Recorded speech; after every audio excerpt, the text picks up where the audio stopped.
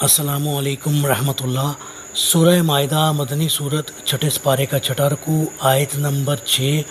اعوذ باللہ من الشیطان الرجیم، بسم اللہ الرحمن الرحیم۔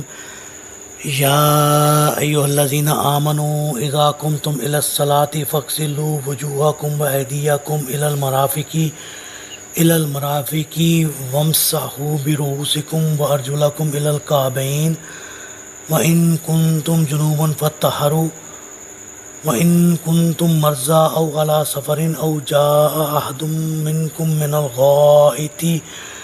الْغَائِطِ أَوْ لَامَسْتُمُ النِّسَاءَ فَلَمْ تَجِدُوا مَاءً فَتَيَمَّمُوا صَعِيدًا طَيِّبًا فَامْسَحُوا بِوُجُوهِكُمْ وَأَيْدِيكُم مِّنْهُ ما يريد الله ليجعل عليكم من حرج ولكن يريد ليطهركم وليتم نعمته عليكم لعلكم تشكرون۔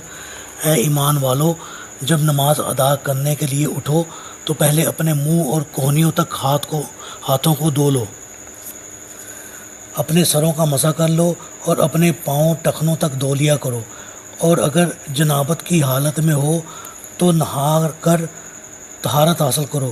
ہاں، اگر تم مریض ہو یا سفر میں ہو یا تم میں سے کوئی شخص رفع حاجت کر کے آئے یا تم نے عورتوں کو چھوا ہو، پھر تمہیں پانی نہ مل رہا ہو تو پاک مٹی سے کام لو، پھر اس سے اپنے چہروں اور ہاتھوں کا مسح کر لو۔ اللہ تم پر زندگی کو تنگ نہیں کرنا چاہتا، بلکہ وہ تو یہ چاہتا ہے کہ تمہیں پاک کرے اور تم پر اپنی نعمت پوری کرے تاکہ تم اس کے شکر گزار بنو۔ جی، واضح رہے کہ اس آیت میں جن اعضاء کے دھونے کا ذکر آیا ہے ان کو دھونا فرض ہے، یا بالفاظ دیگر وہ وضو کے فرائض ہیں جن کے بغیر وضو ناتمام رہتا ہے، اور وہ یہ ہیں: اپنے چہرے کو دھونا، اپنے ہاتھوں کو کونیوں تک دھونا اور کونیاں اس میں شامل ہیں، اپنے سر کا مسح کرنا اور اپنے دونوں پاؤں کو ٹخنوں تک دھونا اور ٹخنے اس میں شامل ہیں۔ قرآن میں ان اعضاء کو دھونے یا سر کے مسح کی اجمالی کیفیت بیان ہوئی ہے، جس کی تفصیل آپ صلی اللہ علیہ وسلم کی سنت سے یا احادیث سے ملتی ہیں۔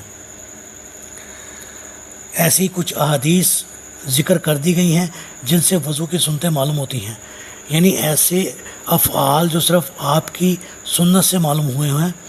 ان میں سے چند افعال کا ذکر مندرجہ بالا احادیث میں آ چکا ہے، باقی افعال یا مذکورہ افعال کی کچھ مزید وضاحت درج کی جاتی ہیں۔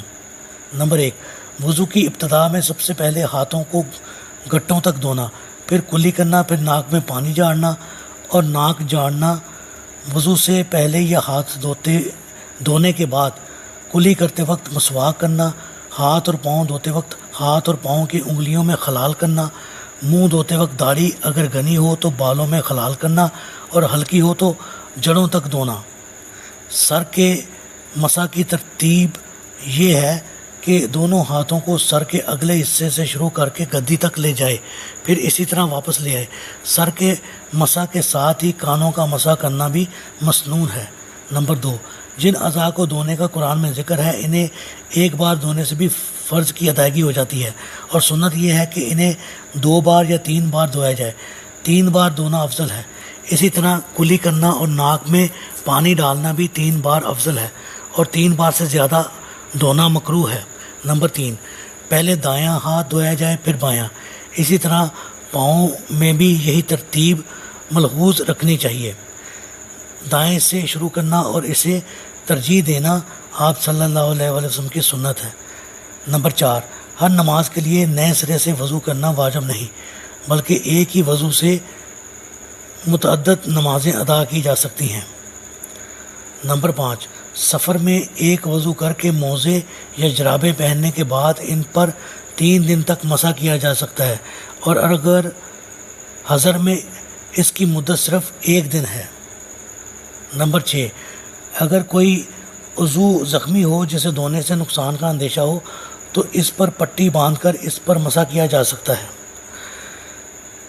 اللہ تعالیٰ تمہاری مجبوریوں کو لحاظ رکھتے ہوئے تمہیں رخصتیں عطا کر دیتا ہے۔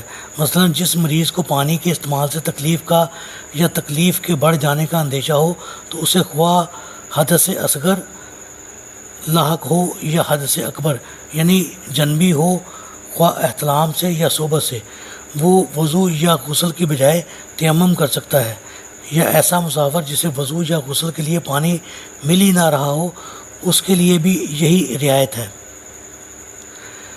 تمام نعمت اسی شکل میں ہو سکتی ہے کہ نفس کی پاکیزگی کے احکام کے ساتھ ساتھ جسم کی پاکیزگی کے احکام بھی دیے جائیں۔ ایک مسلمان کے لیے جسم کی صفائی بھی اتنی ضروری ہے جتنی نفس کی پاکیزگی کی صفائی۔ چنانچہ آپ صلی اللہ علیہ وآلہ وسلم نے فرمایا کہ جسم صفائی ایمان کا حصہ یا آدھا حصہ ہے۔ اللہ تعالیٰ سے دعا ہے اللہ تعالیٰ ہمیں ان باتوں پر عمل کرنے کی توفیق عطا فرمائے، آمین۔